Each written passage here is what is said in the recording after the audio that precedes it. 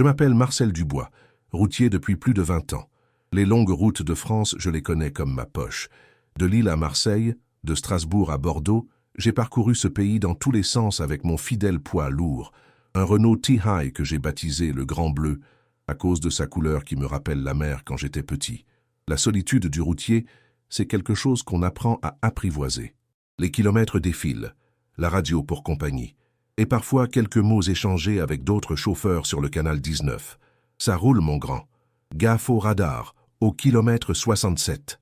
Cette fraternité invisible qui nous lie, c'est ce qui rend ce métier supportable, quand les journées s'étirent comme un ruban d'asphalte sans fin.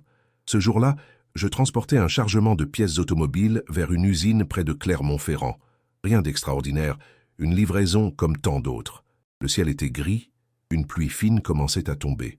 Encore une journée à essuyer les essuie-glaces, que je me disais en avalant une gorgée de café tiède dans mon thermos cabossé. Mon vieux GPS commençait à montrer des signes de fatigue depuis quelques semaines. L'écran scintillait par moments. Les instructions arrivèrent parfois avec retard. Mais bon, à force d'économie surtout, la compagnie ne nous changeait pas le matériel aussi souvent qu'il le faudrait. Ça ira bien pour cette fois encore, que je pensais. Quelle erreur monumentale. En approchant des montagnes d'Auvergne, la pluie s'intensifia. Le ciel devint sombre comme en pleine nuit, alors qu'il n'était que 3 heures de l'après-midi. Les éclairs déchiraient à l'horizon, et le tonnerre grondait comme si la terre elle-même tremblait. C'est là que mon GPS se mit à parler d'une voie étrangement différente. Déviation à 500 mètres, prenez à droite. Je ne me souviens pas avoir programmé cette voie plus grave, presque métallique. La route indiquée n'était pas sur mon itinéraire habituel. Un petit chemin qui s'enfonçait dans les montagnes. C'est bizarre, me dis-je, mais avec ces orages, peut-être y avait-il un problème sur l'axe principal. Et puis mon patron n'arrêtait pas de nous rappeler l'importance des délais.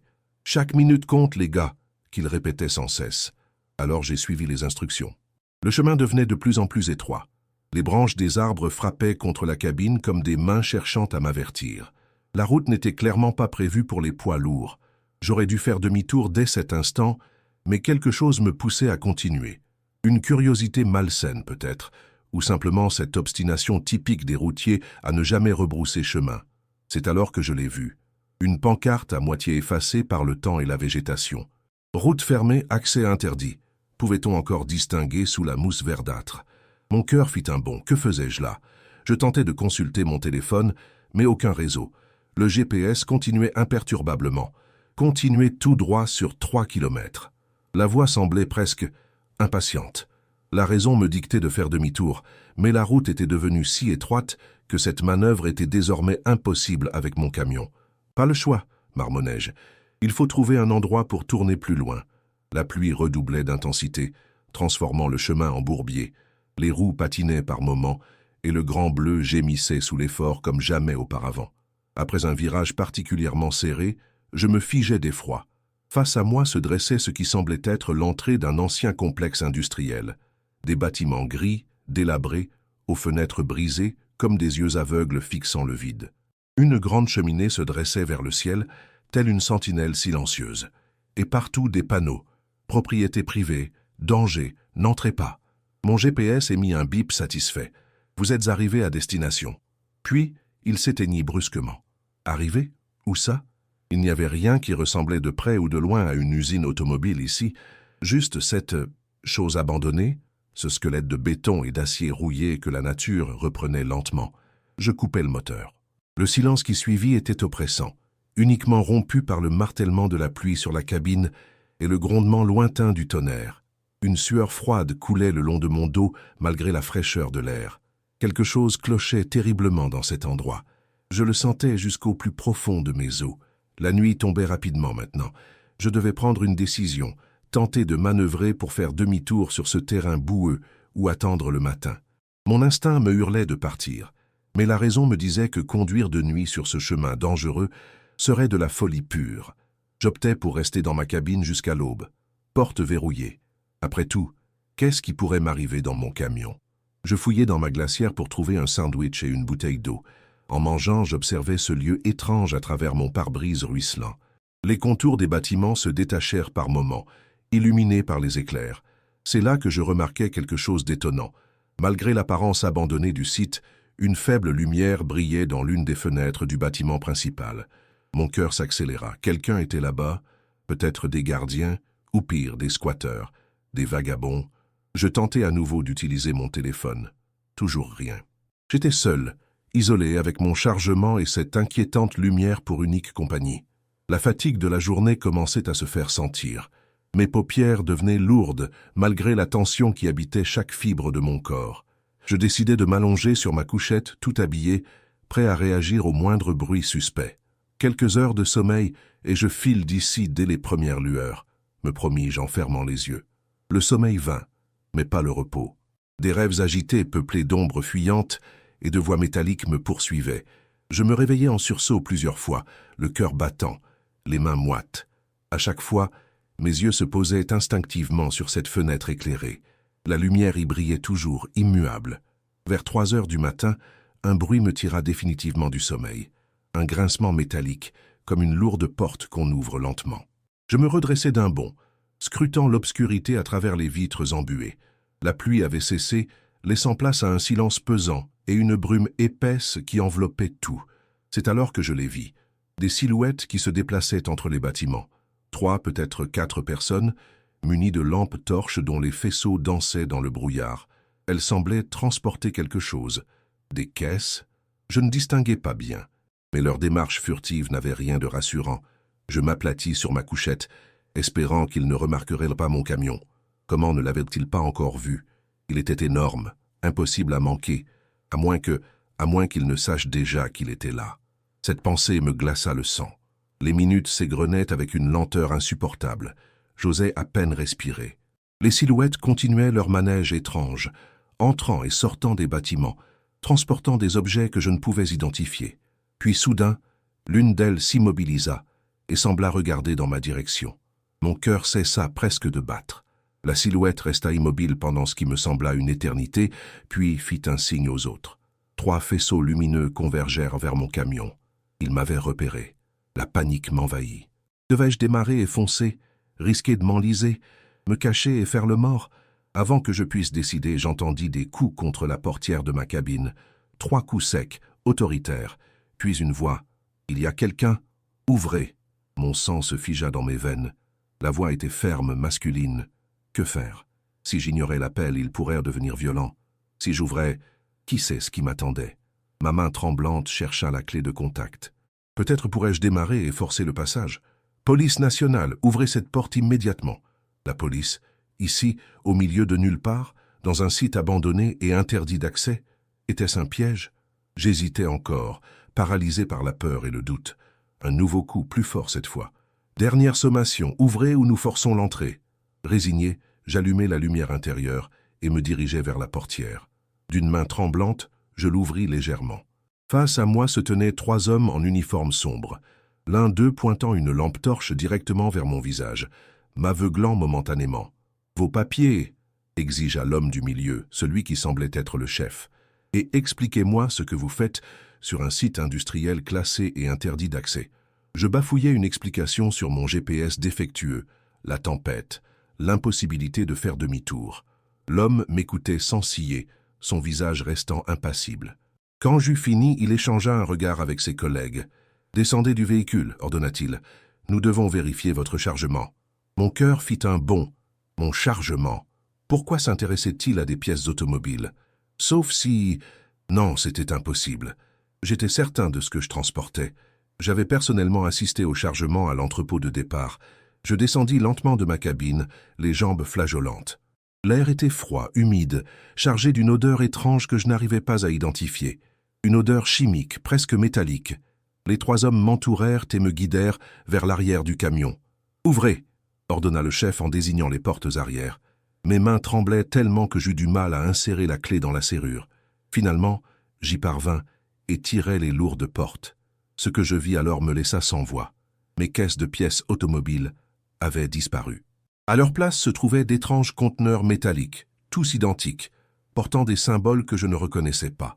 Des symboles qui ressemblaient étrangement à des avertissements de danger biologique. « Ce n'est pas mon chargement !» m'exclamai-je horrifié. « Je ne sais pas ce que c'est, mais ce n'est pas ce que je transportais. » Le chef des policiers me regarda longuement, son visage toujours aussi impénétrable. Puis il fit un signe à ses hommes qui s'éloignèrent de quelques pas pour parler dans leur radio. « Monsieur Dubois, dit-il enfin en consultant mes papiers, savez-vous où vous êtes exactement ?» Je secouai la tête, incapable de parler tant ma gorge était serrée par l'angoisse. « Vous êtes sur le site de l'ancienne usine chimique de Saint-Étienne-des-Monts, un site fermé depuis 15 ans suite à un incident industriel majeur. » Il marqua une pause, me fixant intensément. « Un site placé sous surveillance constante en raison des substances dangereuses qui y ont été produites. » Je déglutis avec difficulté. Je ne savais pas. Mon GPS m'a conduit ici, je vous le jure. Il hocha lentement la tête. Votre GPS? Intéressant. Et ces conteneurs? Vous maintenez que vous ne savez pas comment ils sont arrivés dans votre camion? Je le jure sur la tête de ma mère, m'écriai-je, désespéré. Je transportais des pièces automobiles, des boîtes de vitesse, des carburateurs, des pièces de moteur, pas ça. L'un des autres policiers revint vers nous. Il murmura quelque chose à l'oreille de son supérieur qui fronça les sourcils. « Monsieur Dubois, reprit-il d'une voix grave, je vais devoir vous demander de nous accompagner pour un interrogatoire plus approfondi. Cette affaire dépasse largement le cadre d'une simple intrusion sur propriété privée. » Mon monde s'écroulait. Comment était-ce possible? Comment mon chargement avait-il pu être remplacé? Et par qui? Quand? Pendant mon sommeil? Mais comment ouvrir les portes sécurisées sans que je m'en aperçoive? À moins que le changement n'ait eu lieu avant même que je ne prenne la route, mais dans quel but? Tandis qu'il me passait les menottes, une pensée encore plus terrifiante me traversa l'esprit. Et si ce n'étaient pas de vrais policiers? Leurs uniformes semblaient authentiques, mais dans cette obscurité, avec cette brume, et ce site isolé, sans témoin, je fus conduit vers un véhicule garé plus loin, que je n'avais pas remarqué auparavant. Une voiture banalisée, sans marquage policier visible, ma panique atteignit son paroxysme. « S'il vous plaît, suppliai-je. Il y a une erreur. Je suis innocent. Appelez ma compagnie. Ils confirmeront ce que je devais transporter. » Le chef m'ignora et ouvrit la portière arrière du véhicule.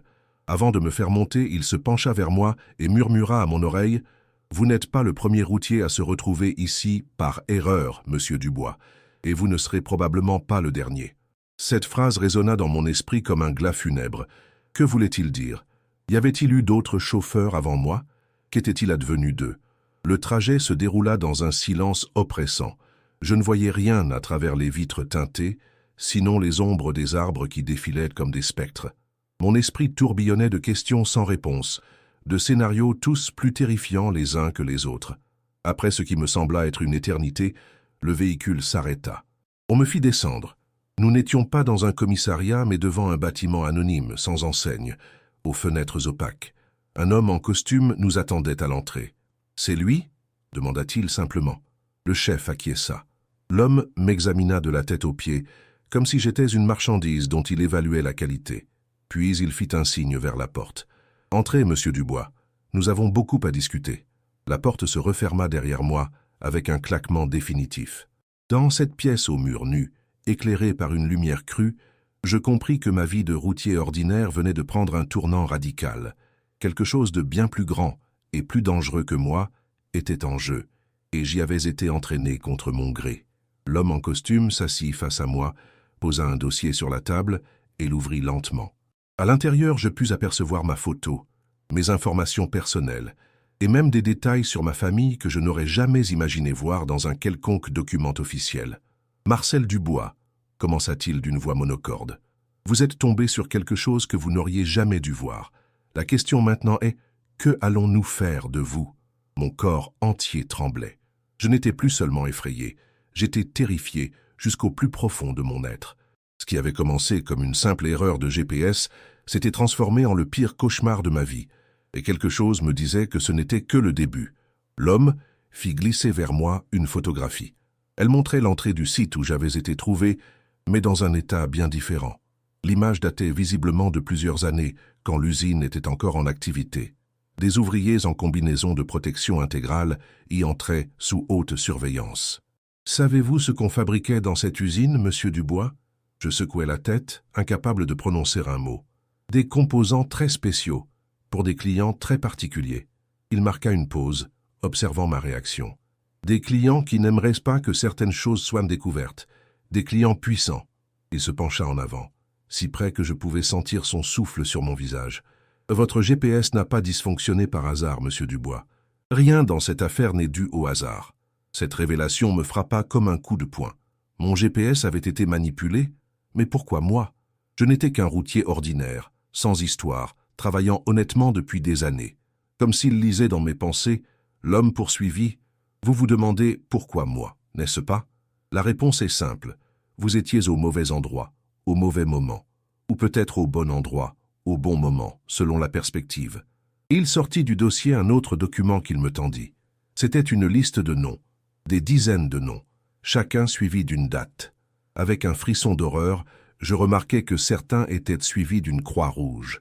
Vos prédécesseurs, expliqua-t-il simplement, d'autres routiers qui ont découvert notre petit secret. Mon sang se glaça dans mes veines. Les croix signifiaient-elles ce que je craignais?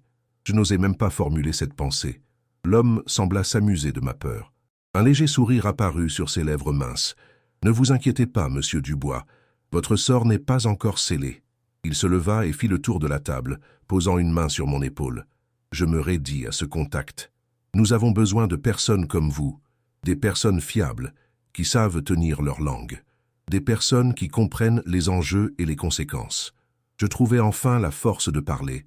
Je ne comprends pas ce que vous attendez de moi. Son sourire s'élargit. C'est très simple.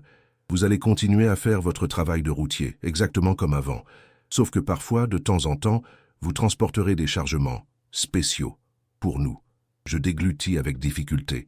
Et si je refuse? Sa main serra mon épaule, ses doigts s'enfonçant douloureusement dans ma chair. Je crois que vous avez parfaitement compris ce qui arriverait, monsieur Dubois. Les jours qui suivirent furent comme un brouillard confus. Je fus relâché. Mon camion me fut rendu avec son chargement original de pièces automobiles, comme si rien ne s'était passé. J'effectuai ma livraison à Clermont-Ferrand, avec un jour de retard, prétextant une panne mécanique. Mon patron grogna, mais n'insista pas. En apparence, ma vie reprit son cours normal. Les routes défilaient sous mes roues, les livraisons s'enchaînaient, mais rien n'était plus comme avant. La peur était devenue ma compagne constante. Et à chaque nouvelle mission, je me demandais, est-ce aujourd'hui, est-ce ce chargement? 3 mois passèrent ainsi dans l'attente anxieuse. Puis un jour, mon téléphone sonna, numéro masqué. Une voix que je reconnus immédiatement, celle de l'homme en costume. Demain, 9h, entrepôt 7, zone industrielle de Vénissieux. Venez seul, n'en parlez à personne. Le lendemain, tremblant comme une feuille, je me présentai au lieu de rendez-vous. Un hangar anonyme parmi tant d'autres. À l'intérieur m'attendaient 3 hommes, dont celui que j'avais rencontré cette nuit fatidique. Sans un mot, ils chargèrent dans mon camion 3 conteneurs identiques à ceux que j'avais découverts dans la forêt. « Livraison à cette adresse », m'indiqua l'homme en me tendant un papier. « Ne vous arrêtez sous aucun prétexte, ne parlez à personne, ne regardez pas ce que vous transportez. » Je pris la route, le cœur lourd, la conscience torturée. Qu'y avait-il dans ces conteneurs? Des produits chimiques dangereux, des déchets toxiques? Pire encore? Et à qui étaient-ils destinés? Ce jour-là marqua le début de ma double vie. Routier ordinaire la plupart du temps et transporteur de l'ombre occasionnellement. Pris au piège d'un engrenage dont je ne pouvais m'échapper. Parfois, durant mes longues nuits solitaires sur les routes, je repense à cette erreur de GPS qui a tout changé. Était-ce vraiment un hasard? Ou étais-je observé, évalué, choisi spécifiquement? Je ne le saurai probablement jamais. Ce que je sais, c'est que la peur ne m'a plus jamais quitté depuis. La peur de ce que je transporte. La peur des conséquences si je parlais. La peur de ce que je suis devenu. Si vous regardez cette vidéo, c'est peut-être un appel à l'aide silencieux. Un témoignage caché parmi tant d'autres histoires de routiers. Une vérité déguisée en fiction. Et vous qui m'écoutez maintenant, faites attention à ces petites erreurs technologiques, ces défaillances apparemment anodines. Votre GPS qui vous envoie sur une route inconnue. Votre téléphone qui capte des conversations étranges. Ces incidents que vous balayez d'un revers de main pourraient être les premiers signes que vous aussi vous êtes observé. Merci d'avoir écouté mon histoire. N'oubliez pas de vous abonner et de laisser un commentaire pour me dire d'où vous nous regardez et quelle note vous donnez à cette histoire de 1 à 10. Et surtout, faites attention à vous sur les routes. On ne sait jamais où elles peuvent nous mener.